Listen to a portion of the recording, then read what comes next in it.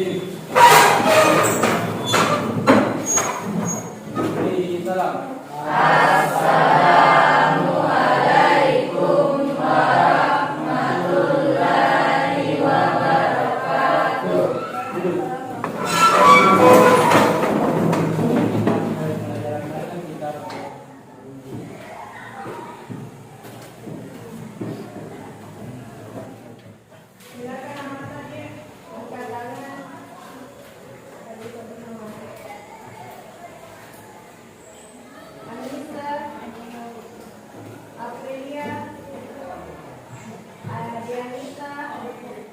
Alhamdulillah, pada kesempatan ini kita masih diberi kesehatan untuk mengikuti pembelajaran atau kegiatan pada hari ini.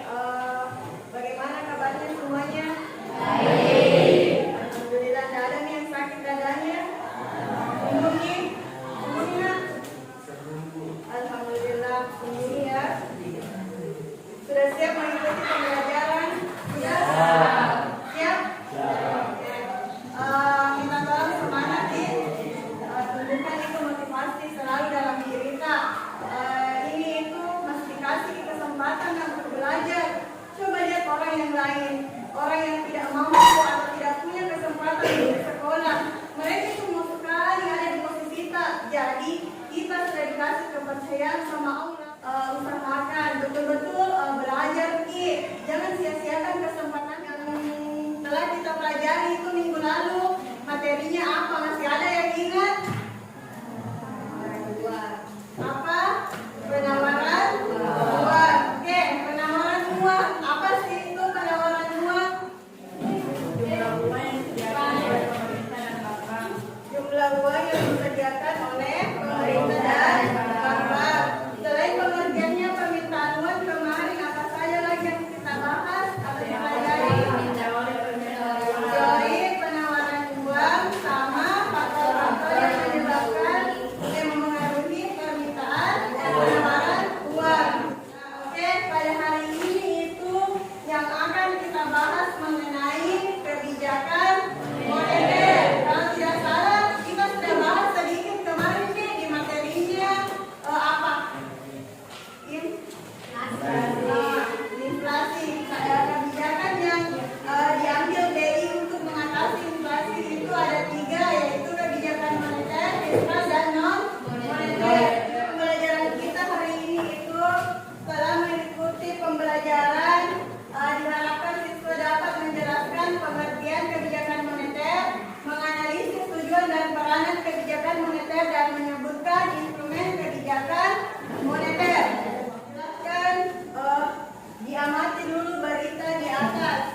Jadi dengarkan baik-baik apa saja yang kita pahami atau kita ketahui di berita ini. Kira-kira kebijakan apa yang diambil pemerintah? Pandemi COVID-19 yang terjadi di daerah dan apa saja kebijakan? Ke depan dalam new normal kita tahu itu bahwa kebutuhan untuk melakukan pengembangan infrastruktur yang mendukung digitalisasi akan cukup rendah karena saat ini kita masih punya ruang karena inflasi masih rendah. Nah, jadi ini kita lakukan ada aspek koordinasi dengan pemerintah daerah dan pusat dan juga ada yang inisiatif langsung dilakukan oleh Bank Indonesia. Demikian Mbak. Oke, sekian dari tampilan atau kutipan berita ini. Kira-kira apa yang bisa kita tangkap mengenai pembelajaran yang berhubungan dengan apa yang akan kita bahas pada kesempatan ini? Kebijakan yang diambil pemerintah untuk mengatasi permasalahan perekonomian. Apalagi Selfie? Kebijakan Bank Indonesia untuk mempercepat digitalisasi di tingkat pemerintah daerah. Kebijakan apa? Yang BI. Mempercepat digitalisasi di tingkat pemerintah daerah. Oke. Kita akan masuk pada materi kebijakan moneter.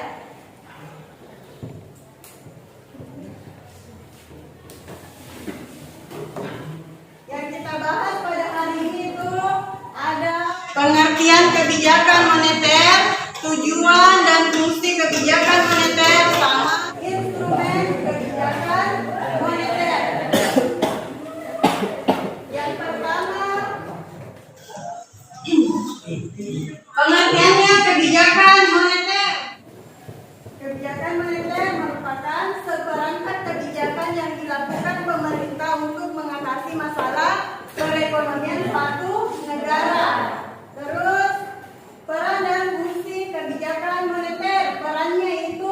dapat menetapkan cash ratio, dapat menetapkan kebijakan suku bunga kredit, sama menetapkan kebijakan suku bunga deposito, kebijakan mempertahankan kestabilan harga, menjual atau membeli surat berharga, memainkan tingkat suku bunga bank sentral pada bank umum. Kebijakan moneter, menjaga iklim investasi suatu negara, menciptakan banyak lapangan pekerjaan, membantu meningkatkan stabilitas pertumbuhan ekonomi suatu negara, membantu meningkatkan neraca pembayaran, menjaga stabilitas nilai tukar mata uang, menjaga keseimbangan harga barang dan jasa. karena kalau tidak terjadi keseimbangan harga maka masyarakat pasti akan kesulitan. Selanjutnya, instrumen kebijakan moneter itu ada dua, ada kebijakan moneter kuantitatif sama kebijakan moneter kualitatif. Kalau kuantitatif itu operasi pasar terbuka, politik cadangan kas atau wajib minimum, politik diskonto. Kalau moneter kualitatif, pengawasan kredit selektif, himbauan moneter. Kemudian materi hari ini. Dulu sampai sini ada pertanyaan? Tidak. Paham semuanya materi tadi? Paham. Oke. Kita lanjut. Mengerjakan LKPD. Silakan perwakilan kelompok. Semuanya. Petunjuk belajarnya itu cari berita atau artikel tentang kebijakan moneter dari berbagai sumber. Jadi sekarang bisa nih dikasih naik peta, bisa sumbernya dari buku, bisa juga dari internet. Kemudian yang kedua petunjuknya analisis keterkaitan antara pengertian kebijakan moneter, peran dan fungsi serta faktor-faktor yang memengaruhi kebijakan moneter dengan artikel atau berita yang telah kita temukan. Buatlah laporan hasil analisis di LKPD, ada itu di situ sudah disediakan di LKPD tak. Jadi silakan tulis analisisnya apa. Kemudian nanti presentasi di atas, oke? Sampai di sini ada pertanyaan atau sudah paham? Sekarang dikerjakan, saya kasih waktu 30 menit. Silakan kelompoknya naik tadi, silakan naik presentasi.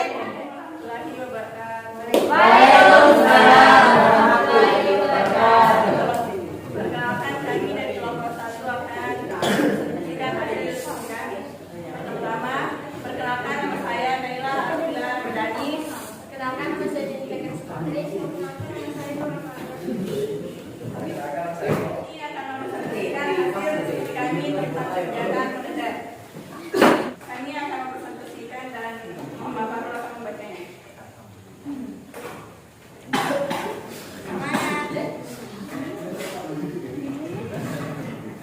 Hubungan pengertian kebijakan moneter dengan artikel.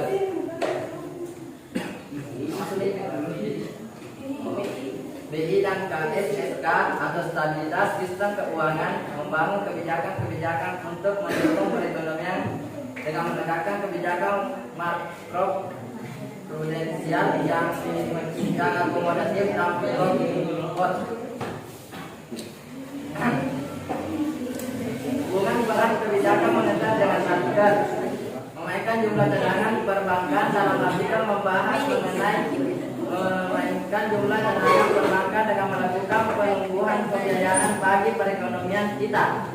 Dengan menggandeng OJK, BI melakukan koordinasi makro dan makroprudensial sehingga perbankan terus kembangkan kredit. Hingga saat ini kredit tercatat tumbuh lebih dari 9% dan kredit UMKM naik 16%. Hubungan fungsi kebijakan moneter dengan artikel menjaga iklim investasi di suatu negara. Dalam artikel Perry juga memastikan bahwa KSSK juga mendukung pertumbuhan dan pemulihan ekonomi dengan menjaga imbal hasil investasi tetap positif bagi investor dalam dari dalam dan luar negeri. Hubungan instrumen kebijakan moneter dengan artikel. Kebijakan moneter kualitatif. Kebijakan moneter kualitatif mencakup pengawasan kredit selektif dan himbauan moral. Dan di artikel karena BI mengandung OJK, mereka melakukan koordinasi makro dan mikro prudensial sehingga perbankan terus menumbuh kembangnya kredit. Mau bertanya silakan.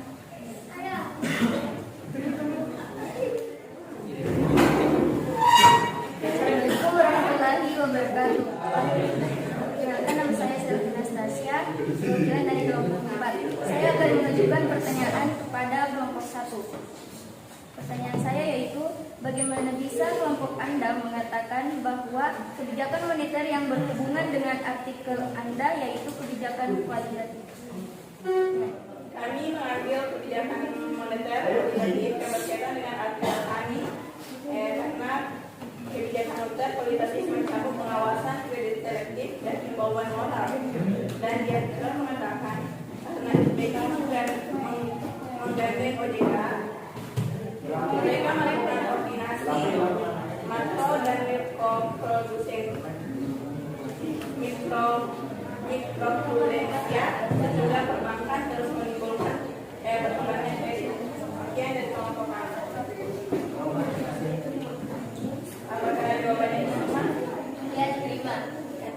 Kesimpulan dari hasil persangkutan kami yaitu dengan kebijakan moneter BI mendorong ekonomi rakyat Indonesia semakin mereka membangun kebijakan makroprudensial yang akomodatif dan pro bersama stabilitas sistem keuangan atau yang biasa disebut dengan KSSK. Sekian dari kelompok kami. Assalamualaikum warahmatullahi wabarakatuh. Waalaikumsalam warahmatullahi wabarakatuh. Oke, berikan aplaus untuk teman kita yang sudah dari beberapa kelompok untuk hari ini. Silakan kumpul LKPD-nya.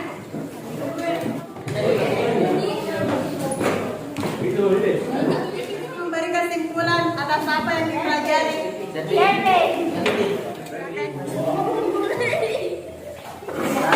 pelajaran kali ini kami dapat mengetahui apa saja pengertian peran, fungsi dan instrumen kebijakan moneter. Oke, itu deh. Ya, beri tepuk tangan. Akan dikerja kegiatan evaluasi pada pembelajaran hari ini.